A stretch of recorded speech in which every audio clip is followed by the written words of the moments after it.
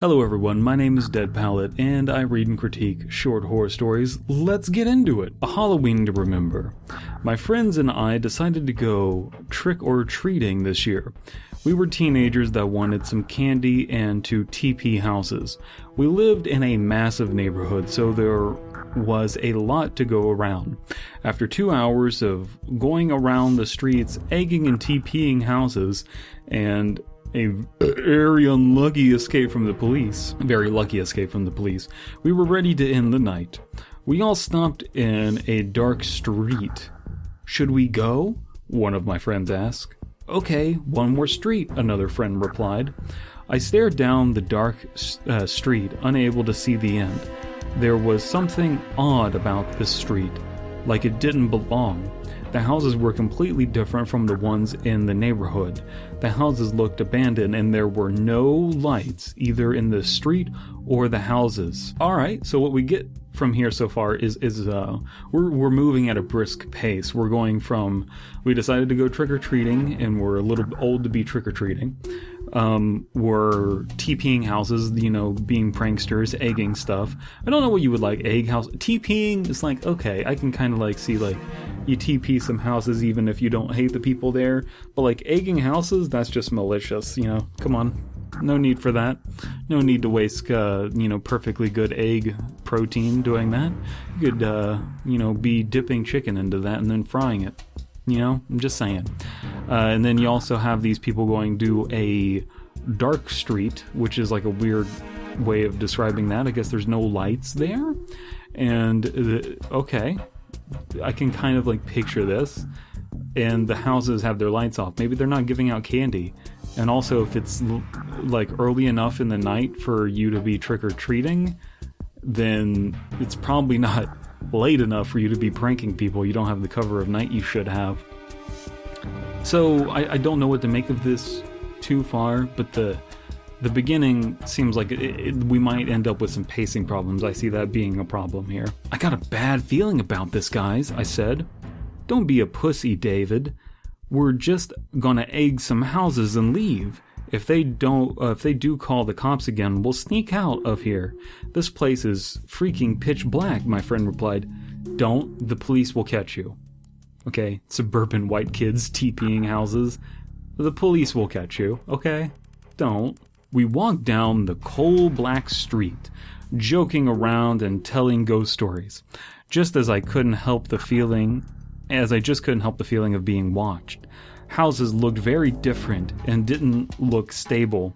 I knew something was up. I just knew it. The lights from the other street began to become dimmer and dimmer. What do you mean the houses didn't look stable? Like, not stable in reality? Like, they're kind of like morphing like you're high or something? It's kind of reminding me of the first episode of the second season of Channel Zero, where stuff is just like surreal, but it's not grounded very well.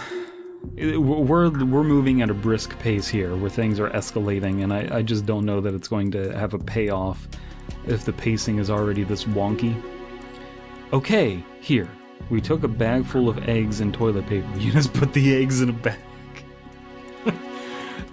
We were cursing and having fun. This is written. This is not a person who has ever gone egging. We were cursing and having fun. Debauchery, saying curse words and naughty words. I almost forgot to be worried. Crack! A loud noise echoed in the street. What was that? I asked. Everybody, hide now! My friend yelled.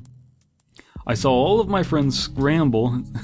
When you say scramble, do you mean they like scattered to the winds, or do you mean they were scrambling eggs against people's houses? Justice. Scramble around the block. I hid behind a rusty trash can, looking over the edge. I couldn't see anything because it was so dark. The only thing I could see was a blue outline of a house. I took my phone out for some light. No signal at all on my cell. Didn't they build over a dozen cell towers over the area? That's a weird thing to know about. I guess if you're just, that's in your news feed every day, it's like, oh, new cell tower. I shined my light towards the street. Crack. This time it was even louder. I pulled back and looked over. Again, all of my friends were there, standing in the middle of the street. So what was that? I questioned, walking towards them. They didn't respond. Hello? There's something about your soul I cannot take, but I'll find a way? They all said at the same time. What the fuck? They all charged towards me. I'm gonna call it now. This is not going to explain why this is happening. And something that weird happening does require an explanation. That just doesn't happen spontaneously in real life. And if it did, if it's like supposed to be a fantasy thing, then I need some sort of fantasy explanation as to why they would do this. And I don't think we're going to get that either. And it's not going to be something where it's like, well, sometimes stuff is unexplainable. No cop-out for that. There needs to be rules and they need to be explained in horror. I ran and ran in the darkness. It seemed so far away. Seemed to continue on forever. I didn't hear them chasing me, but I didn't stop. I kept looking for a source of light, or just anybody. I slammed my face into a wall. I got up to see a giant skyscraper outline in blue and plenty fill of them? It was a city without lights. I stood there, completely shocked. A lot of questions flew in my mind. What just happened? Where am I? How can I get back? These questions flooded my mind. A loud growl roared behind me. I turned around to see a wolf-like creature blended in the darkness. Shit, I whispered to myself. I stood there, looking straight at the creature. I regret my decision after that. I ran as fast as I could, hearing the creature's paws hitting the concrete. This is becoming a Stephen King cocaine-filled short horror story. I stopped in an alleyway. I think I'm okay, I said to myself. You're far from okay, a similar voice responded. I don't know, I changed voices, and then it said a similar voice. Too late. I turned around to see an army of people standing. I tried to run, but another group blocked the other side of the alley. A tall man stood in front of me. He was dressed in black and wearing a hoodie that blocked his face. I thought... if anyone else thought that was going to be Slender Man for a second, so did I. What do you want from me? I interrobanged yelled. I want your soul, like I did with all of your little friends. Okay. There was an explanation. There was a rule. There was a logic. I was wrong. And I'm glad I was. I used this realm to capture as many souls as I want. You bastard, I yelled back. You're different. Your soul is special. Your soul is special and very hard to get. And what makes it harder, that you're protected, but no soul is strong enough to keep me out. Get ready to become my puppet. You're very special. You're not like other souls. Then they closed in on me. I felt like this was the end, and that was going to be made... I was going to be made his puppet and couldn't do anything about it. A stereotypical light shone down on me. How can a light be stereotypical? Genuine question. Let me know what the common stereotypes for lights are down in the comments below. Not him again, the tall man said.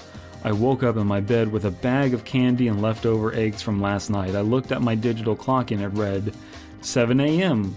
11/1/11, so November 1st, 2011? I lay there for a while wondering if it was all a dream. I used to read One Up magazine. No, it's November 1st, 2011. I wonder if it was all a dream. Whatever happened, I am safe now. I got up, ready for school, and saw a sticky note on my door saying, I haven't forgotten about you, written by Sloshedtrain. So conceptually, is this borked from the beginning? I don't think that this was good, and I love that the categories on this are beings, reality, Halloween. Reality? No, this is definitely not reality.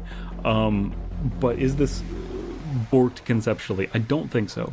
I think that there are ways that this story could make sense. For one, it needs to be focused up. There's the werewolf for some reason. There's no need for that.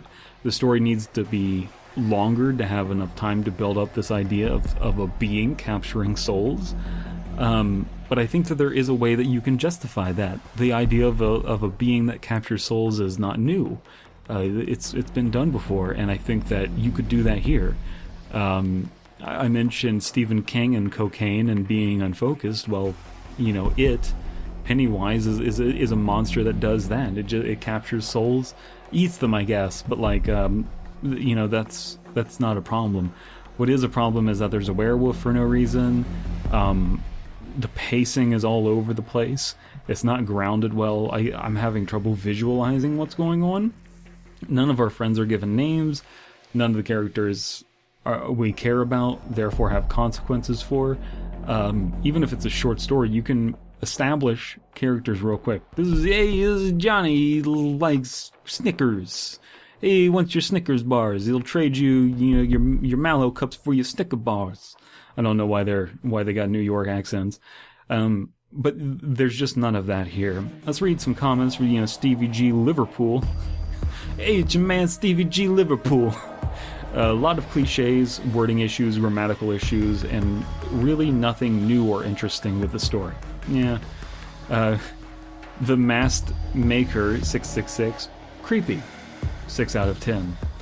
I think we're getting some mixed reviews here, and I think that's perfectly fair. Let me know what you think down in the comments below. If you enjoyed this, please check out the Fear Fiction podcast, where myself, Abysme, and Slime Beast read and critique short horror stories paragraph by paragraph, and bullshit while we do it.